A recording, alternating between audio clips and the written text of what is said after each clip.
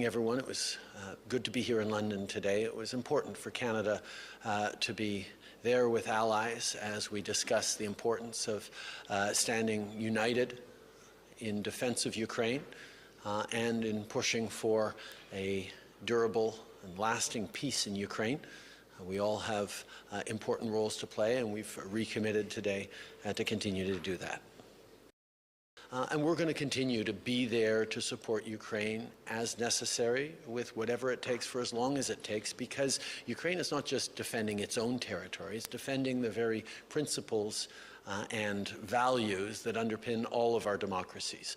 So as we look at what's going to be necessary in the coming years, I can assure you that Canada and Canadians will be there. Prime Minister Starmer said specifically it will mean UK boots on the ground and planes in the air. From your answer, I am taking that that will not mean Canadian boots on the ground. Is that, just to finish, is that the case, or are you considering Canadian boots on the ground in the form of peacekeepers down the road? Every step of the way, Canada has looked at the ways it can best help. And as I've said a few days ago, everything's on the table. We know that the Canadian military has ways that it can contribute. We're not going to get ahead of the discussions on how to keep a peace that isn't yet in place. But Canada will be there and is open to doing what is necessary, but those will be decisions taken in the coming years by Canadians and their government. Obviously, I have spent a lot of time with Volodymyr Zelensky over the past years. We had a great sit-down just last week when I was, a few days ago, when I was in Kyiv to talk exactly about how much Canada stands with Ukraine unequivocally and always, and how much we stand and support him personally as a president, as a leader, as someone who has devoted himself to protecting Ukrainians and indeed protecting the principles and rules that underpin all of our democracies. I have continued to emphasize to him that Canada will always stand with Ukraine.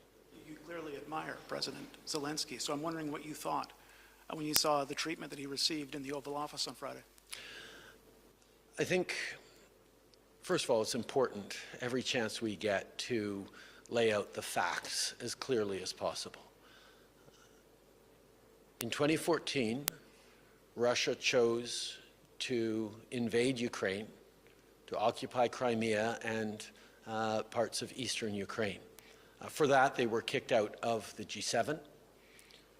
And in 2022, they chose to violate the existing ceasefire and invaded Ukraine with the intention of taking Kyiv in 3 days and the entire country in 3 weeks. That has failed. Russia continues to try to fight to claim more land in Ukraine, and we could see an end to this war tomorrow if Russia decided to stop its illegal invasion of Ukraine. On Friday in the Oval Office, President Zelensky pointed out in so many words that Vladimir Putin is a liar and a criminal and cannot be trusted to keep his word in any way, shape, or form, because he has demonstrated time and time again that he will break any agreements. I stand with Vladimir Zelensky, and I stand with the people of Ukraine.